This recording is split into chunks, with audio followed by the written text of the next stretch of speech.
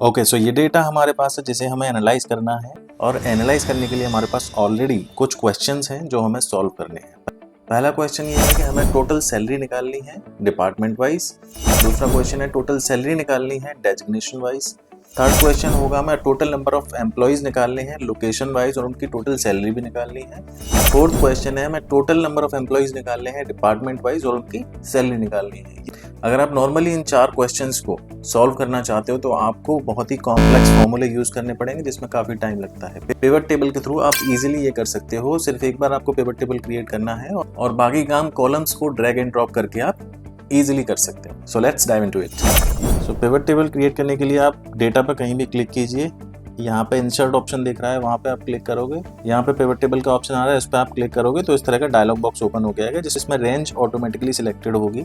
Alternatively अगर आप alt N V press करोगे तब भी आपके पास यही डायलॉग बॉक्स ओपन हो जाएगा। इसमें रेंज ऑटोमेटिकली सिलेक्टेड होती है। ये आपसे पूछता है कि आप न्यू वर्कशीट में पिवट टेबल बनाना चाहते हो या एग्जिस्टिंग वर्कशीट में। मैं हमेशा न्यू वर्कशीट सिलेक्ट करता हूँ क्योंकि एग्जिस्टिंग वर्कशीट जब आप सिलेक्ट करोगे तो डेटा बहुत ही क्लटर्ड हो जाएगा और समझने समझाने में थोड़ी सी प्रॉब्लम होती है। न्यू वर्कशीट पे ऑलरेडी क्लिक है, मैं ओके प्रेस करूंगा। ये आपको एक नई वर्कशीट में ले जाएगा जहां पे आपको पिवट टेबल क्रिएट करना है।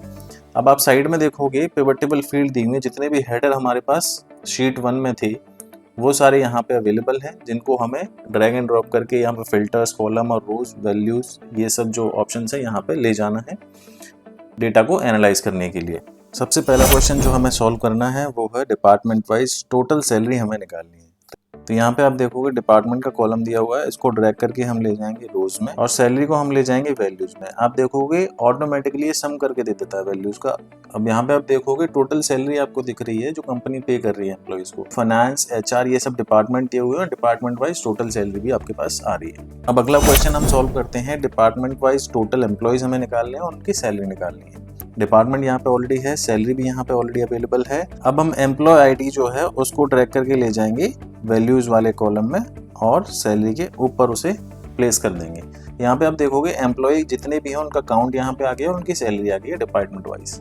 नेक्स्ट क्वेश्चन है डेजिग्नेशन वाइज टोटल सैलरी हमें निकालनी है। ये सारे कॉलम हम वापस से यहाँ पे ड्रैग कर देंगे और डेजिग्नेशन वाला जो डिपार्टमेंट है उसको ड्रैग करेंगे रोज में। सैलरी वाला डिपार्टमेंट अगेन वैल्यूज में हम प्लेस करेंगे। यहाँ पे डिपार्टमेंट वाइज सैलरी आ गई है। एनालिस्ट को जो सैलरी जा रही है वो है 3,83,000 और बाकी के जो भी डेजिग्नेशन है उनकी भी सैलरी यहाँ पे दी हुई है। अब फोर्थ नंबर ऑफ क्वेश्चन हम सॉल्व करेंगे location wise total number of employees और उनकी सैलरी। तो ये वाले जो कॉलम्स है इनको वापस से इनकी जगह पे प्लेस करते हैं और लोकेशन का जो कॉलम है उसको हम ले जाएंगे रोज में। सैलरी का जो कॉलम है उसको हम ले जाएंगे वैल्यूज में। एम्प्लॉय आईडी जो है उसको हम ले जाएंगे अगेन वैल्यूज में जिससे उसका काउंट आ जाएगा। अब आप देखोगे अहमदाबाद में 2 एम्प्लॉय हैं, उनकी टोटल सैलरी है 86,000।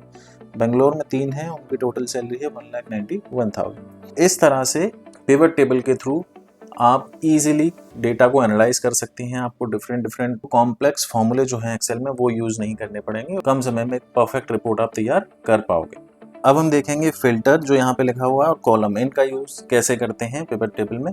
तो यहाँ पे जो डिपार्टमेंट है उसको ले जाऊंगा मैं फिल्टर्स में और कॉलम्स में मैं रखता हूँ डेजिग्नेशन को, उसके बाद सैलरी को ले जाता हूँ वैल्यूज में। ठीक है, तो इस तरह से भी आप यूज कर सकते हैं। अब डिपार्टमेंट का मैं कोई भी फिल्टर लगाता हूँ। लेट्स से मुझे फाइनेंस का जो है डेटा चाहिए तो मैं क्लिक करूंगा और ओके प्रेस करूंगा। फाइनेंस में एनालिस्ट को 96,000 जा रहा है, एग्जीक्यूटिव को 1,23,000 जा रहा है। इसी तरह से बाकी डिपार्टमेंट के लिए भी आप इसको सिलेक्ट कर सकते हैं। ठीक है, अगर मल्टी डिपार्टमेंट आपको सिलेक्ट करना है तो इसको क्लिक करेंगे और आपके पास मल्टी डिपार्टमेंट सिलेक्ट करने का ऑप्शन भी आ जाएगा। तो इस तरह से आप पिवट टेबल को यूज कर सकते हैं डिफरेंट एनालिसिस के लिए। आपको कॉम्प्लेक्स फॉर्मूले यूज नहीं करने पड़ेंगे उसके लिए और इजीली आप एक रिपोर्ट तैयार कर पाएंगे। That's all in this video for now. See you guys in the next video.